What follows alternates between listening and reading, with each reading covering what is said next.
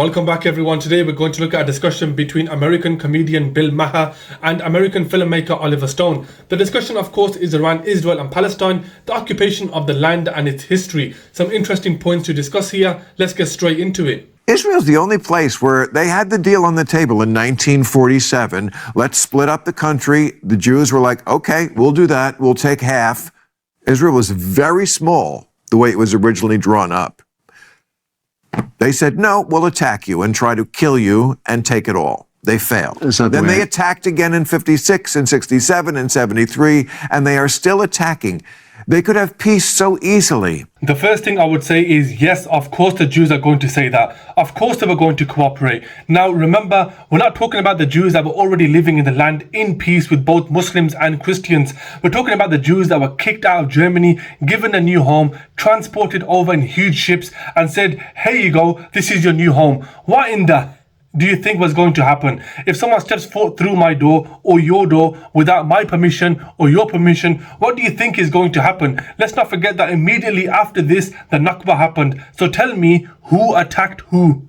Just stop attacking. Do you really think after all this time, this from the river to the sea, really? You're going to get rid of Israel? They're going to just disappear?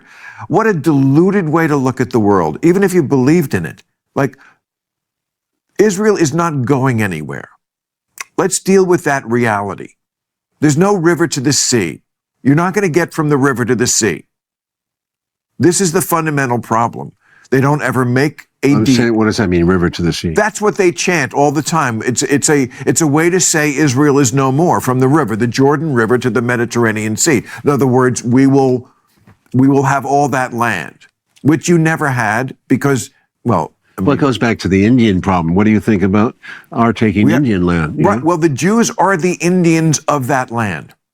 Let's tackle a statement from the river to the sea from my perspective and the perspective of the Palestinian people. If today the war was over, and by the way, a ceasefire does not mean the war is over. If Palestine was given its own state, if Palestine was free from occupation, if Palestine was free from apartheid, I guarantee that would be an end to the conflict. Now, let's take a look at the statement from Israel's perspective. In 1977, according to Likud party platform, the right of Jewish people to the land of Israel is eternal and indisputable. Therefore, Judea and Samaria will not be handed to any foreign administration between the sea and the Jordan. There will only be Israeli sovereignty. During a speech before the United Nations General Assembly on September 22nd, 2023, Netanyahu holds up a map that shows Israel stretching from the river to the sea. So based on that, why is it wrong when a Palestinian says it and not when an Israeli says it? Double standards. They were there 1,500 years before Muhammad was born. That's the way the Palestinians feel. This is factual. Jerusalem was the capital, King David's capital, in 1000 BC. Muhammad is born in 570 AD. Yes. Okay.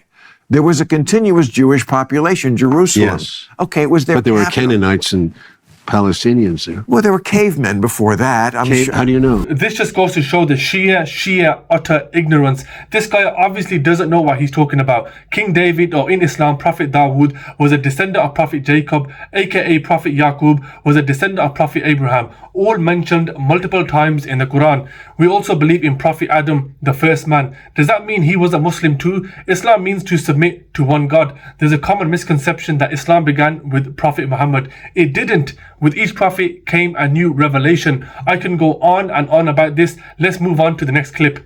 It's a very complicated story, but the guilt that Germany faces is ironic that Germany ends up attacking the Hamas and saying, yeah, you're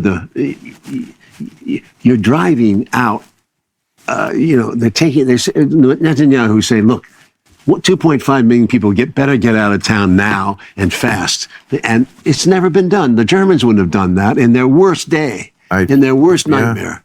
This is why Netanyahu, he's crazy that way. And I spent a lot of time with, Shimon Peres, so I know the other side of the Israeli peace party. Right. Although a lot of people distrusted Shimon too. No, the Palestinians could have had their own country a number of times. Most recently, 2000, the Oslo Accords.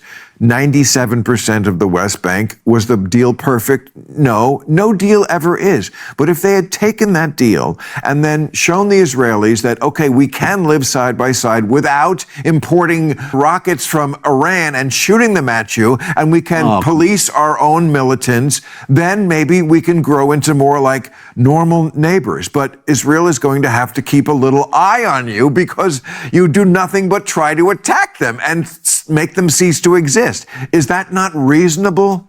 Israel has to keep an eye on Palestine. Is he silly? The US has given Israel over $300 billion in aid and military assistance for almost the last 80 years. Let me ask you all a question. How long has the EU, UK and US banged on about immigration? We've heard it for years on the news, and still to this day, the governments are trying to make it more and more difficult for people to enter. Palestine in 1948 was 25,500 square kilometers in size. The UK is 244,000 square kilometers in size, almost 10 times bigger. In 1 year, Palestine had 140,000 Holocaust survivors enter without their permission, followed by a displacement of the Palestinian people of almost 750,000 people. It really gets under my skin when people are just laughing at the whole situation as if it's some kind of joke. Yeah, in 2008, Hamas won the election in that West Bank. Well, they won their first election, and then there was no more elections. Yeah, because the Israelis didn't want it. They pulled out. Hamas was the legitimate political faction in that area. And the Israelis would not accept that. They made Hamas into a terrorist organization. Well, that's the thing. Every single point you mention is a counterpoint. But when people say, like, well, it's just the Islamic world, you're a horrible Islamophobe, Bill, and, you're... No, I'm just talking about what the reality is. The reality is that very often when you give people, Muslim populations in lots of different countries, this has happened, the choice, they will elect, in Egypt it was the Muslim Brotherhood, Gaza it was... And they were thrown out by a dictator. By a dictator, right. Gaza it was, Hamas.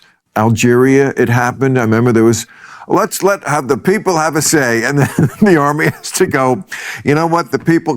and we don't want this very Islamic, faith-based government, and they take over, and that's the problem.